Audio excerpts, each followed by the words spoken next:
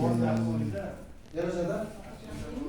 syomka jarayonidamiz. Telenovella ustoz deb nomlangan telenovellani syomka jarayoni ketyapti mana.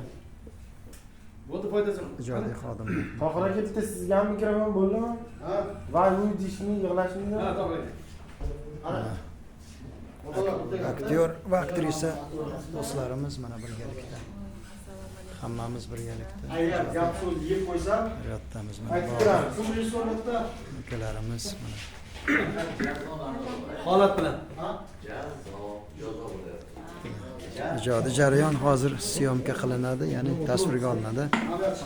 Bundan keyin telekanal, ya'ni mahalla telekanalidan berib boriladi. Salomat.